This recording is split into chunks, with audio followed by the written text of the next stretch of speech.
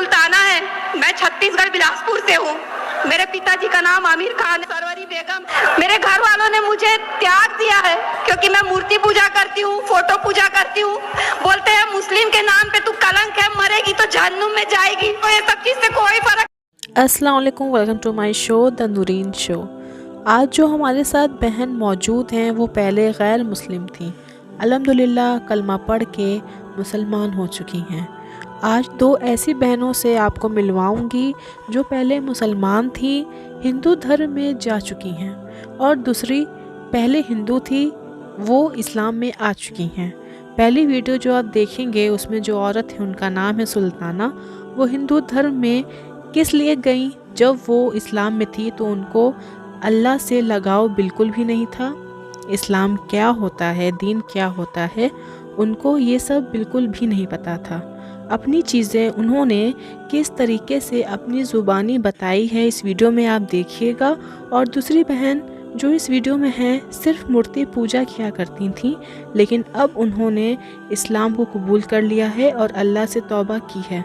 तो चलिए ये दोनों वीडियो देखते हैं। अपनी इच्छा से बागेश्वर बालाजी का चमत्कार देखकर ये भी सनातन हिंदू धर्म को सर्वोपरि मान कर आना चाह रही है। मेरा नाम सुल्ताना है। मैं छत्तीसगढ़ बिलासपुर से हूँ। मेरे पिताजी का नाम आमिर खान है। सरवरी बेगम। मेरे घर वालों ने मुझे त्याग दिया है क्योंकि मैं मूर्ति पूजा करती हूँ, फोटो पूजा करती हूँ।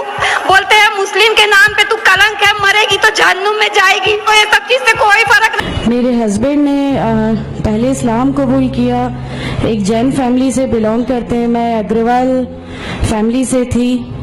मेरा पुराना नाम मानसी अग्रवाल था। और मेरे हस्बैंड ने जब इस्लाम कबूल किया तो मेरे लिए मेरी लाइफ का बहुत एक शॉकिंग इंसिडेंट था।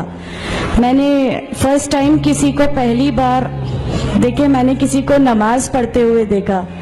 मैंने अचानक ही अक्सर करके एक पर्टिकुलर टाइम होता था और ये घर से कहीं चले जाते थे और मैं इनसे पूछती थी कि आप कहाँ जाते हैं, तो ये रिप्लाई करते थे this is none of your business, you have to do your job. तो मैं भी खामोश हो जाती थी। बाकी मेरे फादर इन लॉ से अक्सर इनकी डिबेट और सब कुछ हुआ करता था, बट मुझे नहीं समझ में आता था कि ये डिबेट क्या है, ये लोग किस बात पे इतना ज़्यादा, मतलब इनका डिबेट इतना एग्रेसिव मूवमेंट्स पे कैसे आ जाता है। तो बाकी फिर एक धीरे धीरे जब मुझे ये इस्लाम के पहले तो ये लोग नहीं बताए, बट फर्स्ट टाइम जब मैंने इनका फजर की नमाज थी और अचानक मेरी नींद खुली और मैंने इनको नमाज पढ़ते हुए देखा। मैंने इनसे पूछा कि आप क्या नमाज पढ़ रहे हैं, क्योंकि सिर्फ टेलीविजन पे देखा था कि हाँ ऐसे जो करते हैं वो नमाज के एक्शंस हैं। मैंने इनसे पूछा कि आप नमाज पढ़ रहे हैं? इन्होंने कहा कि हाँ मैं नमाज पढ़ रहा हूँ। मैंने बिल्कुल देर नहीं की मेरे फादर इन लॉ को बताने में। मैं रूम से बाहर निकल के और मैंने सबसे पहले उनको बताया कि पापा जी आज ही इनको मैंने नमाज पढ़ते हुए देखा। तो उन्होंने मुझसे कहा कि ठीक है खामोश रहो, अभी किसी से कहना नहीं, हम देखेंगे क्या कर सकते हैं। अब वो जो मेरी लाइफ का मोमेंट था, वहाँ से मेरे को ऐसा लगा कि ये क्या हुआ, मतलब ये क्या कर रहे हैं, ऐसा क्यों कर रहे हैं, ये कहीं ये किसी ऐसे व्यक्ति से तो नहीं मिल गए जो इनको टेररिज्म की तरफ ले जा रहा है और ये ऐसी चीज़ों में तो नहीं इन्वॉल्व हो जाएंगे।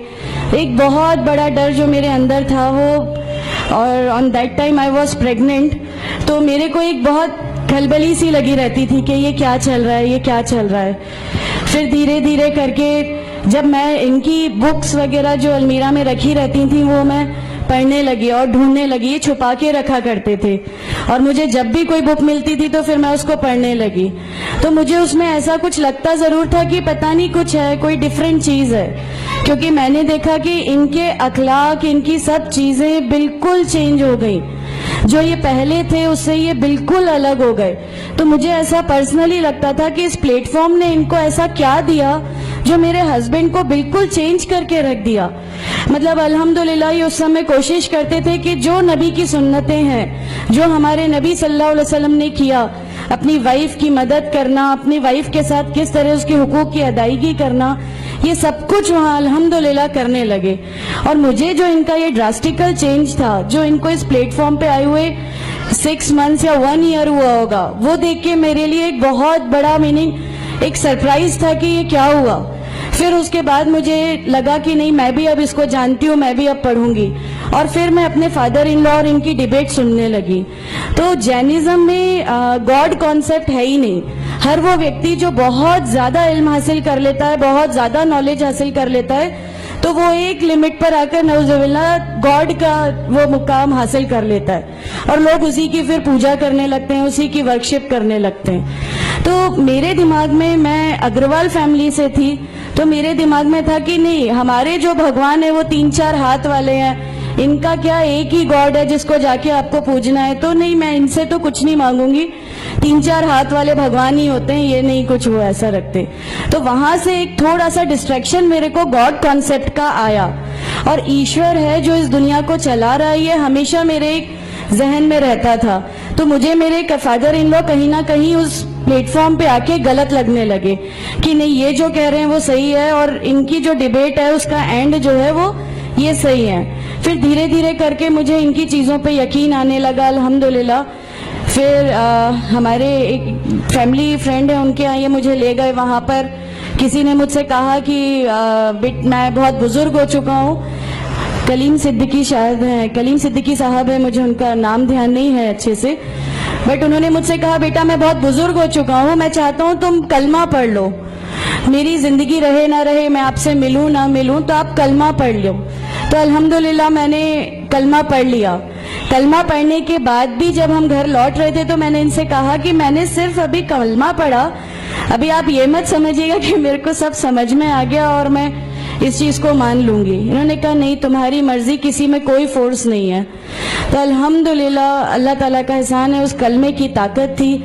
और ये हमेशा कहते थे तुम्हें कोई दुआ मांगनी है तो तहज्जुद में मांगा करो, तहज्जुद का जो टाइम होता है वो बहुत कीमती होता है और उसमें अल्लाह ताला सबकी दुआएं कबूल करता है। इन्होंने मुझे एक दुआ सिखाई थी कि तुम एक दुआ मांगो कि या मेरे रब, अगर मेरा हस्बैंड गलत रास्ते पर है तो उसको सही रास्ते पे ले आ, और अगर मैं गलत रास्ते पे हूं तो मुझे सही रास्ता दिखा दे। अल्हम्दुलिल्लाह मैं ये दुआ कंटिन्यू मांगती थी। एक बार मेरी नींद अल्हम्दुलिल्लाह तहज्जुद में खुली और बस मैं नॉर्मल जैसे एक ध्यान करते हैं वैसा मैं बैठ गई और अपने आप अचानक दिल चाहा कि बस सजदा करूं।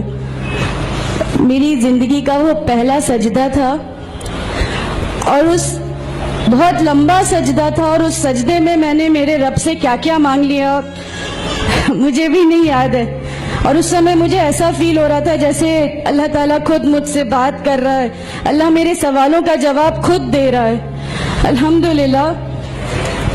बस उसके बाद तो ऐसा लगा कि नहीं, इस्लाम हक है और इस्लाम पे ही चलना है।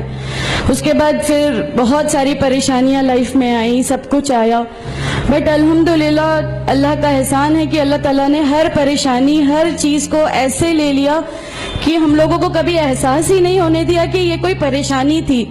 ऐसा लगा कि अल्लाह की पूरी राह में हम लोगों को रिवार्ड ही मिलना है इस चीज का और अल्लाह हमें इसका रिवार्ड ही देता चला जाएगा। अल्हम्दुलिल्लाह। बस उस समय से शुरुआत हुई थी दीन इस्लाम की। अल्हम्दुलिल्लाह आगे चल के परेशानियां, तकलीफें हर रिवर्ट की जिंदगी में आती हैं, लेकिन मैं हर रिवर्ट बहन से ये कहना चाहती हूँ कि अल्लाह की खातिर आप लोग इस दीन में आए हैं, किसी और चीज के लिए नहीं आए। तो अल्लाह ही की खातिर इन परेशानियों को भी झेलिए, अल्लाह ही की खातिर झेलिए। अल्लाह ताला अगर आप लोगों से, माशाअल्लाह, मैं जब घर से निकली, जब हमारे फादर इन लॉ ने हमें घर से निकाला, मेरे बच्चे की, छोटा बच्चा था, छोटे वाले की सिर्फ एक दूध की बोतल थी, इसके अलावा कुछ भी नहीं था। मैं जॉब करती थी, मैंने अपने छोटे बेटे को माँ के यहाँ छोड़ के जाया करती थी।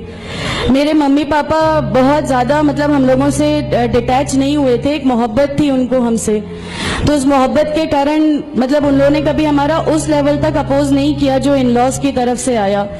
तो जब मैं मेरे मायके गई और मैंने अपने बच्चे को लिया और मैंने कहा कि माँ हमने वो घर छोड़ दिया, हमें उस घर से उन लोग निकाले, ऐसा करके माँ है बहुत रोई, तुम लोग क्यों ऐसा कर रहे हो, क्या करोगे, कैसे रहोगे, दोनों छोटे बच्चे हैं, क्या होगा।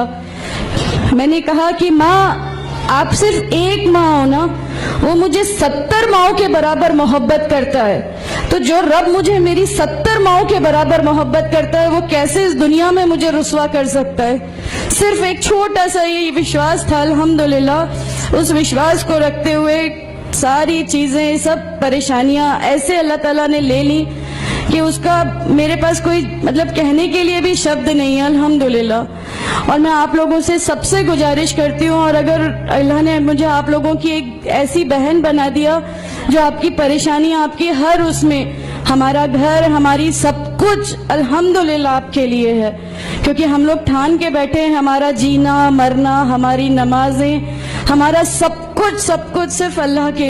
तो उम्मीद करते हैं ये वीडियो आपको पसंद आई होगी। वीडियो पसंद आई हो तो वीडियो को लाइक करना मत भूलिएगा और चैनल को ज़रूर से सब्सक्राइब कर दीजिएगा।